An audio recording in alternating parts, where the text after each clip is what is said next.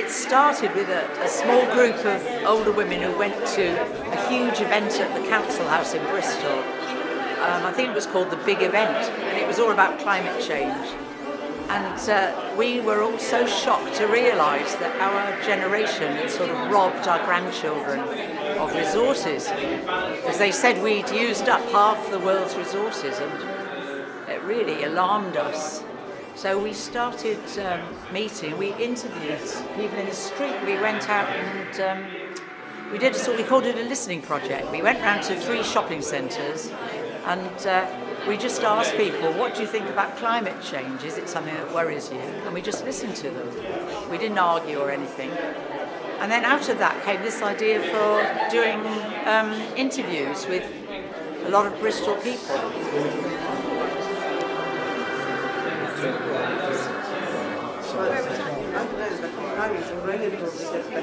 I've had a bit of a shock in the last few weeks.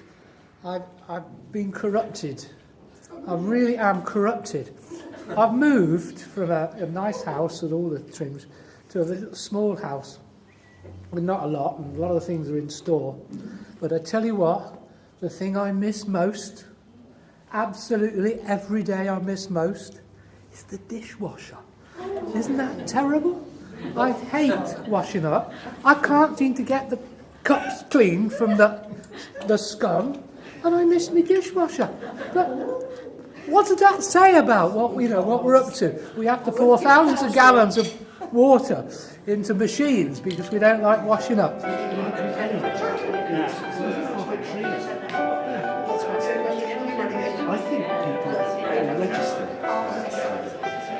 We talk about saving energy and all sorts of things. I mean, this is a very modern life, ultra-modern life we're living now. But how do we cut back on these things? We're going to make ourselves going backward, isn't it? Yeah. But that doesn't mean going backward, meaning that we are backward. We are not backward. We are doing something for our grandchildren and their children. And if in any little way we can do something and save our environment, that's all we can do. And we do waste a little lot of energy, which we don't need to be using really. We could cut down, some people go out, leave lights on and everything, but we could really be thinking about where we can save, so much that I hope a lot of people come and look at this really and generally think about it, because since you came into with me and Mum, I have thought about it, quite a bit really.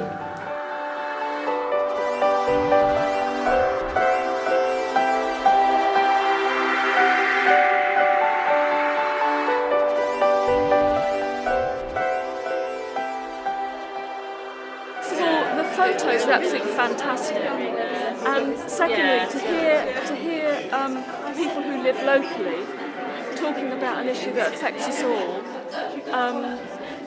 is very inspiring, actually. Yeah. Each one of these pictures that I've tried to take in, because do you know what?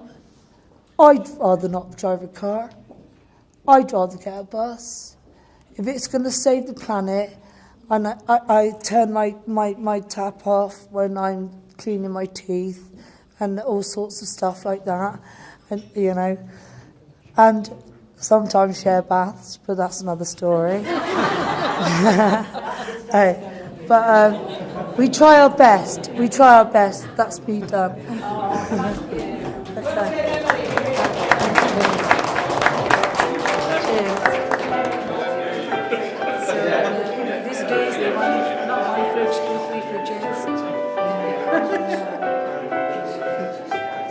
But what I'm amazed is that people feel that it's a waste of time growing things. I don't. And that's something I'm passionate about. And that's what people need to do, even if it's just on a little windowsill or windowsill box, just to start growing. Local pressure to get better public transport and car clubs, because for me it wouldn't be practicable for various reasons not to have a car at the moment. I couldn't do it because there isn't, for the things I need to do. One point to another.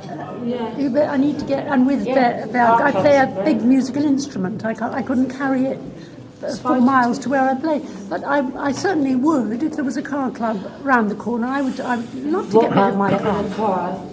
We, all of us here, are on a collision course with big business, multinational organizations, government policies which are pushing for greater production to revive the economy, which in fact produces more cars and more aeroplanes for Indonesia or whatever.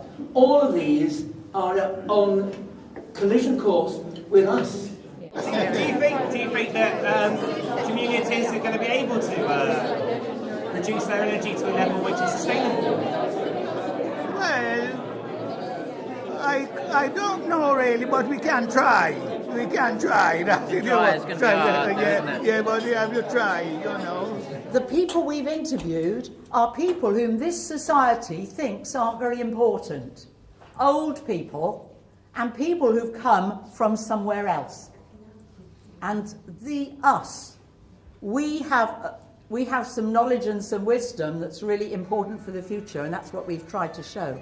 It's really valuable to know and to really meet with people and hear different lives that have been lived.